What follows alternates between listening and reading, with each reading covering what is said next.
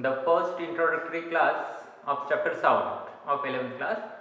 This is chapter number 8 of your textbook. Okay, you must be learn some basic ideas about a sound at your high school level. Like कि हम सभी sound जो है वो नहीं सुन पाते. It has a particular range. उस रेंज में, उस फ्रीक्वेंसी रेंज में हम साउंड सुन पाते हैं. लाइक कि 20 हर्ट्ज टू 20 किलो हर्ट्ज, ये पर्टिकुलर रेंज की फ्रीक्वेंसी वाली साउंड हम सुन पाते हैं, which is known as a audible sound. अगर फ्रीक्वेंसी रेंज ज़्यादा है या इससे ज़्यादा फ्रीक्वेंसी है, then we can not hear that sound, which is known as a ultrasonic range या अल्ट्रासोनिक वेव्स. और अगर इससे कम की फ्रीक्वेंसी है वो भी हम नहीं सुन पाते, which is known as infrasonic waves. Okay, तो बेसिकली इस पर्टिकुलर रेंज की फ्रीक्वेंसी हम सुन पाते हैं.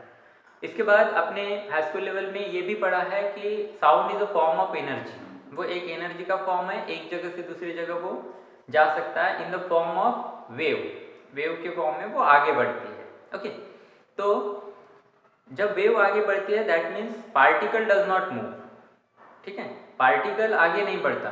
तो एग्जैक्टली क्या होता है, पार्टिकल अपनी जो भी वाइब्रेशनल एनर्जी मिलती है वो ट्रांसमिट करती है या वो आगे बढ़ती है, एनर्जी आगे बढ़ती है, not the particle, not the matter. Okay, जैसे एग्जांपल के तौर पे अगर पानी में आपने एक पत्थर डाल दिया तो वहां पे जो भी रिपल्स बनते हैं, ओके, इस तरह से अगर रिपल्स बनते हैं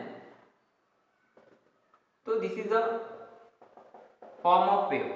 ओके, तो यहाँ पे ये स्टोन या जो पानी के पार्टिकल्स हैं, मॉलिक्यूल्स हैं, वो आगे नहीं बढ़ते. तो यहाँ पे जो भी डिस्टर्बेंस क्रिएट हुआ है just because of the throwing the stone in the water, वो डिस्टर्बेंस आगे बढ़ता है.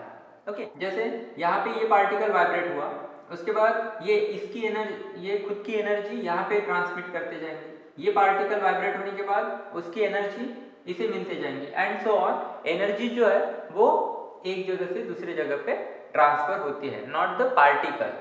ठीक है, पानी की जो बूंदे हैं या जो पार्टिकल है, मॉलिक्यूल्स है, वो आगे नहीं बढ़ता. Only the energy is transmitting from one place to another place. Okay, तो यहाँ पे जो भी पैटर्न फॉर्म हुआ है वो एक, जिसे हम वेव कहेंगे. तो वेव अलग अलग टाइप की होती है. ओके, जैसे साउंड वेव जो है वो मैकेनिकल वेव में आती है. मैकेनिकल वेव क्या है, तो मैकेनिकल वेव यानी ऐसी वेव कि जिसे मीडियम की जरूरत है. जैसे ये वेव आगे बढ़ने के लिए यहाँ पे मीडियम यूज किया गया है, वाटर. ओके, तो विदाउट मीडियम वो आगे यहाँ पे नहीं बढ़ सकती है. तो मीडियम इज नेसेसरी.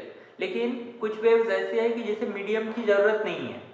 जैसे उस वेव को हम इलेक्ट्रोमैग्नेटिक वेव वगैरह कहते हैं कि जिसे मीडियम की जरूरत नहीं है. We are getting a sunlight to the earth, तो it travels through the vacuum. Okay, तो there is no medium, still we are getting the light from sun. Okay, तो सनलाइट जो है वो इलेक्ट्रोमैग्नेटिक वेव का. तो अलग अलग टाइप की वेव्स है, तो वो हम सबसे पहले वन बाय वन देखते हैं, फिर साउंड के बारे में हम डिटेल्स में पढ़ते हैं. ओके, पहला है मैकेनिकल वेव. मैकेनिकल वेव यानी ऐसी वेव जिसे ट्रैवलिंग या प्रोपागेट करने के लिए, आगे बढ़ने के लिए medium is compulsory. Such a kind of wave is known as a mechanical wave. जैसे अगर हम ऑफलाइन क्लास की बात करते हैं, जैसे हम कॉलेज में पढ़ रहे हैं और क्लास में जैसे मैं बात कर रहा हूँ और स्टूडेंट तक वो पहुँच रही है बात, दैट मीन्स जो भी साउंड यहाँ से वहाँ तक पहुँच रहा है, air is a medium. Okay, तो medium is compulsory for the propagation of a sound. तो ऐसे वेव कि जिसे मीडियम मस्ट है, कंपलसरी है, तो ऐसे वेव को हम बोलेंगे मैकेनिकल वेव. ओके, तो medium is necessary there. Medium compulsory है, मीडियम की जरूरत वहाँ पे होती है. जैसे साउंड वेव है एग्जांपल के तौर पे, वाटर वेव आप एग्जांपल ले सकते हैं उसका. Okay, these are the some examples of. या जैसे एक स्ट्रिंग है जिसे आपने एक एंड पे बांध रखा है और दूसरे एंड पे, दोनों एंड पे आपने उसके बांध रखा है और some jerk is given to that string, then whatever be the wave produced along that string is also the mechanical wave. Okay, तो इस तरह से ये पहली वेव है. उसके बाद है इलेक्ट्रोमैग्नेटिक वेव. तो इलेक्ट्रोमैग्नेटिक वेव यानी जैसे इलेक्ट्रिक फील्ड है और मैग्नेटिक फील्ड. इलेक्ट्रिक और मैग्नेटिक फील्ड में, इलेक्ट्रिक या फिर मैग्नेटिक फील्ड में जो भी वाइब्रेटिंग पार्टिकल्स की वजह से वेव फॉर्म होती है उसे हम कहेंगे इलेक्ट्रोमैग्नेटिक वेव। और ये जो वेव है इसे मीडियम की जरूरत नहीं रहती है, इट कैन ट्रेवल्स और प्रोपागेट विदाउट द मीडियम। जैसे हम इंटरनेट यूज़ करते हैं या सेल फोन में जो भी हमें नेटवर्क मिलता है, जो भी हम बात करते हैं, जो भी सिग्नल्स मिलते हैं, that is in the form of electromagnetic wave. Okay, TV के या जो भी सैटेलाइट सिग्नल्स मिलते हैं हमें टीवी में, तो वो है इलेक्ट्रोमैग्नेटिक वेव। ओके, तो जिसे मीडियम की ज़रूरत नहीं है। और जैसे सनलाइट का एग्जांपल है, जैसे स्टार्टिंग में मैंने बताया, sunlight is also the electromagnetic wave and they do not need a medium for the propagation or traveling. Okay, X-ray machines के जो एक्सरे मशीन से जो भी रेडिएशंस निकलते हैं, जो भी वेव्स निकलते हैं, that is also the electromagnetic waves. Okay, उसके बाद थर्ड जो है दैट इज मैटर वेव। तो ऑब्वियसली ऐसी वेव जो मैटर से एसोसिएट्स करती है, जो मैटर से रिलेटेड है और स्पेशली किसी ऑब्जेक्ट मूविंग कंडीशन में है, तो उससे एसोसिएट जो भी वेव रहेंगे that is known as a matter wave. Object should be in a motion, तो ऐसे मूविंग कंडीशन में जो भी ऑब्जेक्ट है और उससे रिलेटेड जो भी वेव फॉर्म होती है that is a matter wave. Okay, उसके बाद है प्रोग्रेसिव या ट्रैवलिंग वेव। तो प्रोग्रेसिव यानी कंटिन्यूअसली आगे बढ़ना, तो ऐसी वेव जो एक जगह पे क्रिएट होती है, दूसरी जगह तक वो जाती है और वो कंटिन्यूली आगे बढ़ती है unless an external agency is not stopping that wave. जैसे एग्जांपल में मैंने स्टार्टिंग में बताया कि if you are thrown in the water, then whatever be the ripples form there, जो भी रिपल्स वहाँ पे बनते हैं तो वो कंटिन्यूसली आगे बढ़ते जाएंगे। कब तक? कि जब तक आप वो पानी के फ्लो को रोकेंगे नहीं। ओके, तो इस तरह की वेव को हम बोलेंगे प्रोग्रेसिव वेव या travelling wave. Okay, clear? It is created at one place, travelling to another place and continuously travelling, और वो कंटिन्यूसली जाती है, कंटिन्यूसली आगे बढ़ती है जब तक कि कोई एक्सटर्नल ऑब्स्टैकल उसे रोकेगा नहीं। ओके, तो that kind of wave is known as a progressive wave. Okay, उसके बाद हम कॉमन प्रॉपर्टीज देखते हैं वेव्स में, which will be applying for most of the waves। तो उसके बाद का टॉपिक लेते हैं, दैट इज कॉमन प्रॉपर्टीज है, वो ऑलमोस्ट सभी वेव्स को अप्लीकेबल है।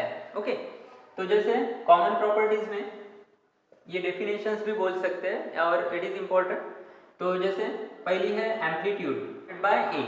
एम्पलीट्यूड क्या है? Amplitude is the maximum displacement of the vibrating particle of the medium.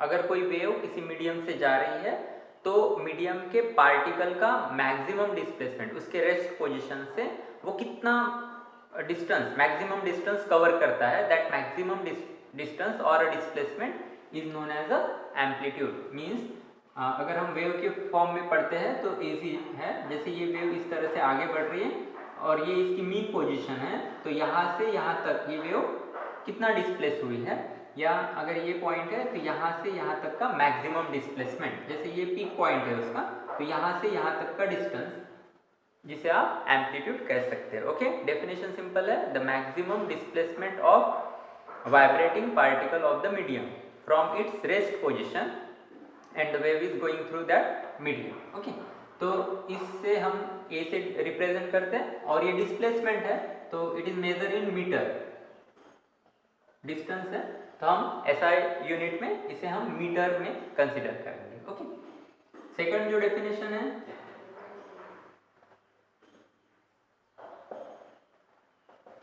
तो वेवलेंथ जो है that is denoted by this symbol, इसे हम लैम्बडा कहेंगे। ओके, तो लैम्बडा या वेवलेंथ जो है, wavelength is nothing but the distance between two successive particles which are in the same state of vibrations। means जैसे अगर हम इस वेव के फॉर्म में समझने की कोशिश करते हैं, जैसे ये वेव यहाँ से यहाँ तक ऐसे प्रोपागेट हो रही है, कंटिन्यू आगे बढ़ रही है, तो जैसे ये पार्टिकल और अगर ये पार्टिकल की हम बात कर रहे हैं तो जो भी उसका वाइब्रेटिंग स्टेट है वो सेम है। ओके, सेम फेज में बोलेंगे हम उसे, तो हम उसे सेम फेज में है करके बोलेंगे। या जैसे ये पॉइंट, जैसे हम नाम देते हैं ए बी, ओके, और ये पॉइंट अगर सी और यहाँ से ये इस तरह से, तो ए और बी जो है वो सेम फेज में है, सी और डी सेम फेज में है। अगर हम ए और सी की बात करते हैं तो that is the out of phase. तो हम अगर ए और सी का डिस्टेंस लेते हैं which is a successive positions, तो यहाँ से यहाँ तक का डिस्टेंस, या अगर सी और डी की बात करते हैं तो यहाँ से यहाँ तक का डिस्टेंस, इसे हम लैम्बडा से डिनोट करेंगे। क्लियर? तो लैम्बडा इज नथिंग बट, या wavelength is nothing but the distance between two successive particles.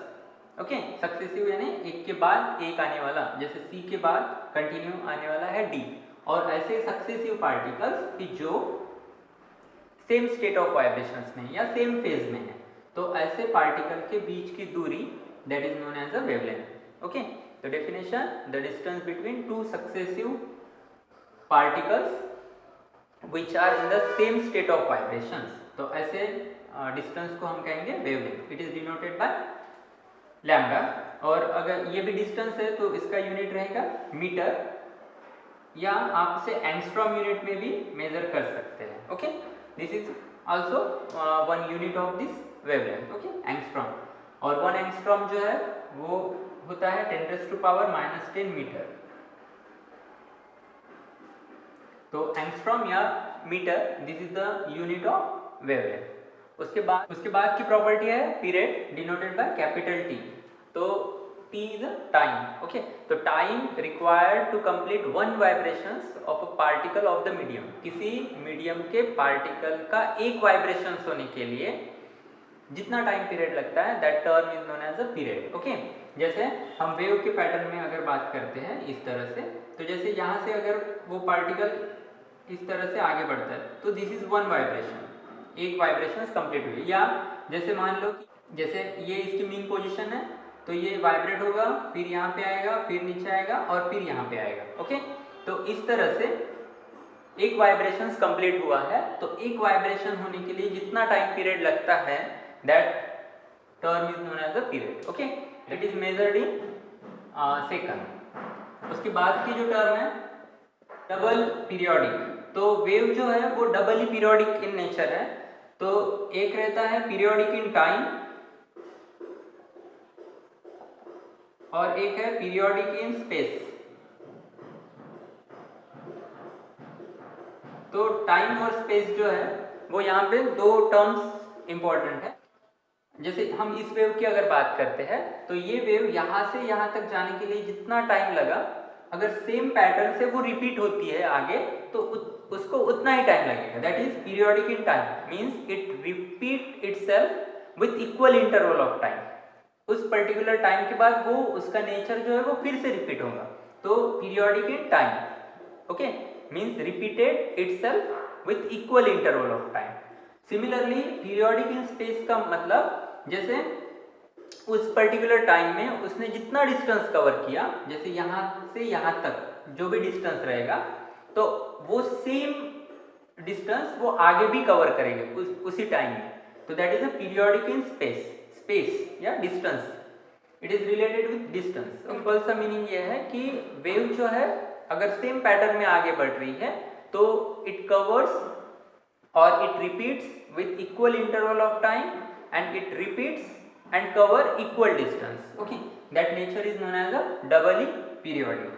उसके बाद की जो टर्म है, नेक्स्ट टर्म है frequency, denoted by small n, ऐसा यूनिट है हर्ट्ज। ओके, तो frequency is nothing but the number of vibrations ये कंप्लीटेड इन 1 सेकंड। कि जैसे कोई पार्टिकल्स वाइब्रेट हो रहा है तो 1 सेकंड में वो कितनी बार वाइब्रेट होता है, that number of vibrations is known as the frequency of that wave. Okay, तो obviously it depends upon time. तो फ्रीक्वेंसी का फॉर्मूला बनता है 1/t, n means frequency 1/t। तो इसका यूनिट जो है वो हर्ट्ज रहता है, या आप सेकंड इनवर्स भी बोल सकते हैं क्योंकि टाइम सेकंड में हम मेजर कर सकते हैं, सेकंड इनवर्स या हर्ट्ज। जो टर्म है that is wave velocity denoted by v, और उसका ये सिंपल सा फॉर्मूला है डिस्प्लेसमेंट अपॉन टाइम। देखिए wave velocity is nothing but the distance covered by the wave per unit time. एक पर्टिकुलर टाइम में वेव कितना डिस्टेंस कवर करती है, that distance per unit time is known as a wave velocity. Okay, तो ये फॉर्मूले से हम वेव की वेलोसिटी, उसकी फ्रीक्वेंसी और उसकी वेवलेंथ में रिलेशन एस्टेब्लिश कर सकते हैं। लाइक यहाँ पे टाइम जो है that is denoted bye T, ये है पीरियड ऑफ द वेव। तो during the period of the wave उसका एक वाइब्रेशन जब होता है वेव का, तो एक वाइब्रेशंस में वेव जो है वो उसके वेवलेंथ इतना डिस्टेंस कवर करती है। ओके, तो दैट मीन्स यहाँ पे जो डिस्प्लेसमेंट है वो रहेगा वेवलेंथ और अपॉन टी। तो इस तरह से v equal to lambda by T, then हम t को अगर इस फॉर्म में लिखते हैं तो 1 अपॉन टी इंटू लैम्डा हो जाएगा, और 1 upon T is nothing but the frequency as we have earlier seen. तो ओवरऑल ये फॉर्मूला बना v equal to 1 upon T n होता है, फ्रीक्वेंसी होता है lambda. So this is the simple relation between velocity of the wave, frequency and wavelength of the wave. Okay. तो ये फॉर्मूले में अगर वेव की वेलोसिटी अगर कांस्टेंट है तो n और लैम्डा जो है वो इनवर्स प्रोपोर्शनल रहेगा, that means proportional to lambda. कब wave v is constant.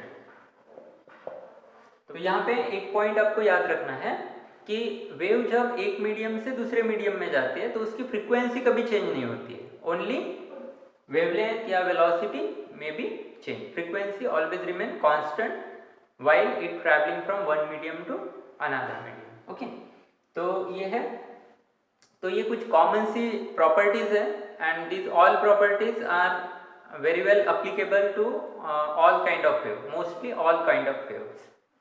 Okay, तो क्योंकि हमें साउंड से रिलेटेड डिटेल्स में पढ़ना है तो साउंड वेव जो है वो मैकेनिकल वेव के कैटेगरी में आती है। तो मैकेनिकल वेव को मीडियम कंपलसरी है, जैसे स्टार्टिंग में बताया मैंने कि for the propagation of mechanical wave आगे बढ़ने के लिए मीडियम इज कंपलसरी। तो मीडियम में ऐसी कौन सी प्रॉपर्टीज होनी चाहिए वो भी इंपॉर्टेंट है यहाँ पे। तो हम डिस्कस करते हैं प्रॉपर्टीज ऑफ अ मीडियम। जिस मीडियम से ये वेव आगे बढ़ने वाली है तो उस मीडियम की क्या प्रॉपर्टीज है। सो प्रॉपर्टीज ऑफ अ मीडियम वो हम डिस्कस करते हैं। होनी चाहिए तो सबसे पहले वो कंटिन्यूअस होना चाहिए। Medium must be continuous means without any break, that medium should be continuous, और उसमें इलास्टिक नेचर होना चाहिए। तो इलास्टिक नेचर का मतलब होता है कि जैसे इलास्टिसिटी क्या होता है कि किसी ऑब्जेक्ट पे आप फोर्स अप्लाई करते हो तो उसका शेप और साइज चेंज होता है because of the external force you are going to apply, और जैसे ही आप वो फोर्स रिमूव करते हैं तो body regain its original shape and size, that property is known as elasticity. तो मीडियम में ऐसी प्रॉपर्टी होनी चाहिए कि वो इलास्टिक इन नेचर हो। तो पहली प्रॉपर्टी क्लियर है, that should be continuous without any break and it should have the ability to regain itself, means it should have the property of elasticity या elastic in nature वो होनी चाहिए। Second जो है inertia in this sense it is the ability to store the energy, यानी medium में energy store करने के लिए यानी मीडियम में एनर्जी स्टोर करने की एबिलिटी होनी चाहिए, कैपेबिलिटी होनी चाहिए, so that energy can be transferring from one place to another place in the form of wave, यानी एनर्जी स्टोर करने की एबिलिटी उसमें होनी चाहिए। थर्ड जो है दैट इज फ्रिक्शनल रेजिस्टेंस। तो रेजिस्टेंस का मतलब होता है अपोज करना। तो मीडियम में ये प्रॉपर्टी नहीं होनी चाहिए या निग्लिजिबल होनी चाहिए।